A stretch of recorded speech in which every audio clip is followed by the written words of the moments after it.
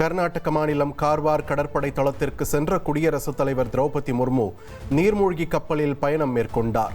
அப்துல் கலாமிற்கு பிறகு நீர்மூழ்கி கப்பலில் பயணித்த இரண்டாவது குடியரசுத் தலைவர் என்ற பெருமையையும் பெற்றார்.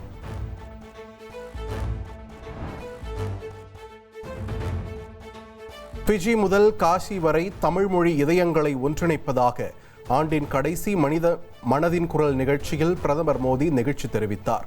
2026 நோக்கி நாடு புதிய தன்னம்பிக்கையுடன் நடைபோட தயாராக உள்ளதாகவும் அவர் கூறினார். பாஜக மற்றும் RSS-ஐ சேர்ந்தவர்கள் தேசிய கொடி மற்றும் வந்தே மாதரத்தை ஏற்கவில்லை என காங்கிரஸ் நிறுவன தினத்தில் அக்கட்சி தலைவர் மல்லிகார்ஜுன கர்கே குற்றம் சாட்டினார். பாஜக ஆட்சியில் ஜனநாயகமும் அரசியல் சாசனமும் ஆபத்தில் இருப்பதாக அவர் விமர்சித்தார். வரும் 31ஆம் தேதி அதிமுக பொதுச் செயலாளர் எடப்பாடி பழனிசாமி தலைமையில் மாவட்ட செயலாளர்கள் கூட்டம்.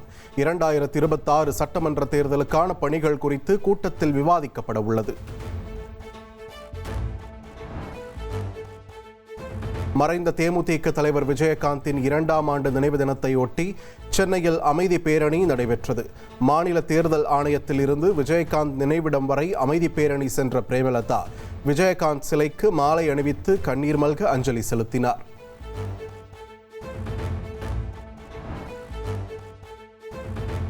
ஏழை மக்கள் மீது பெரும் பரிவு கொண்டவர் விஜயகாந்த் என முதலமைச்சர் மு.க.ஸ்டாலின் கூறியுள்ளார். அனைவருக்கும் உதவும் உயர்ந்த உள்ளத்தால் அளவில்லாத அன்பை பெற்றவர் விஜயகாந்த் என்றும் புகழாரம் சூட்டியுள்ளார்.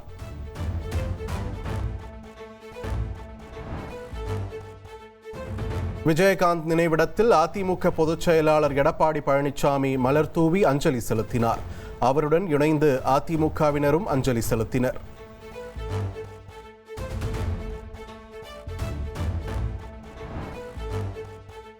விஜயகாந்த் வாழ்க்கை அனைவருக்கும் முன்னுதாரணம் என அஞ்சலி செலுத்திய பிறகு மத்திய இணையமைச்சர் எல் முருகன் கூறினார். தமிழக பாஜக தலைவர் நயினார் நாகேந்திரன் உள்ளிட்டோரும் புகழாரம் சூட்டியுள்ளனர்.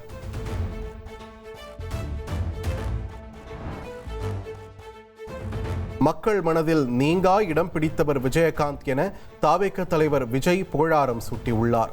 புரட்சி கலைஞர் விஜயகாந்திற்கு புகழஞ்சலி என்றும் அவர் பதிவிட்டுள்ளார்.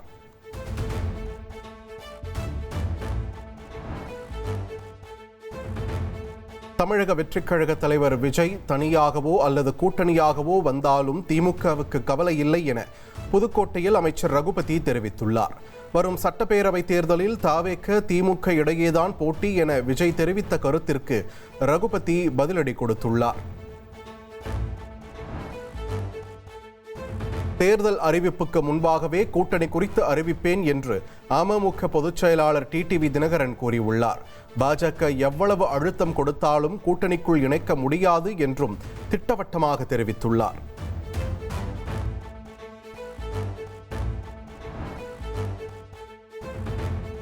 உடல்நலக்குறைவு காரணமாக இந்திய கம்யூனிஸ்ட் கட்சியின் மூத்த தலைவர் நல்லக்கண்ணு சென்னை ராஜீவ்காந்தி அரசு மருத்துவமனையில் அனுமதிக்கப்பட்டுள்ளார். மருத்துவக் குழுவினரின் தீவிர கண்காணிப்பில் நல்லக்கண்ணு இருப்பதாக தெரிவிக்கப்பட்டுள்ளது.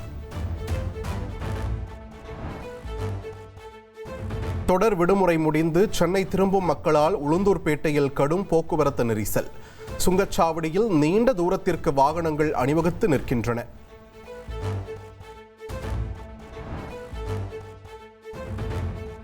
நெடுந்தீவு அருகே கைதான மண்டபம் மீனவர்கள் 3 பேருக்கு ஜனவரி 7ஆம் தேதி வரை நீதிமன்ற காவல். மீனவர்களை யாழ்ப்பாணம் சிறையில் அடைக்க இலங்கை ஊர்காவல்துறை நீதிமன்றம் உத்தரவிட்டுள்ளது. கொல்கத்தாவில் கால்பந்து ஜாம்பவான் மெஸ்ஸி பங்கேற்ற நிகழ்ச்சியில் வன்முறை நிகழ்ந்த சம்பவம். கைதான நிகழ்ச்சி ஏற்பாட்டாளருக்கு ஜாமீன் வழங்க பிதான் நகர் நீதிமன்றம் மறுப்பு தெரிவித்துள்ளது.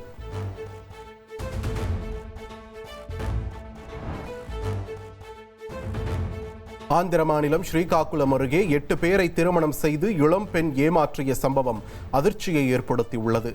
நகை பணத்துடன் மாயமான இளம்பெண் மற்றும் அவரது அத்தையை போலீசார் தீவிரமாக தேடி வருகின்றனர்.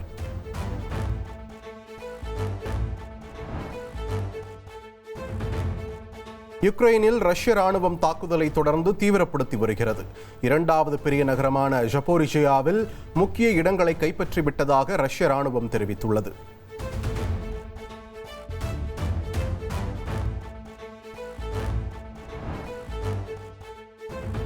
அமெரிக்காவின் நியூயார்க்கில் பனிப்பொழிவு காரணமாக ரயில் மற்றும் விமான சேவை பாதிக்கப்பட்டுள்ளது. மோசமான வானிலை காரணமாக நியூயார்க் மற்றும் நியூஜெர்சியில் அவசர நிலை பிரகடனம் செய்யப்பட்டுள்ளது.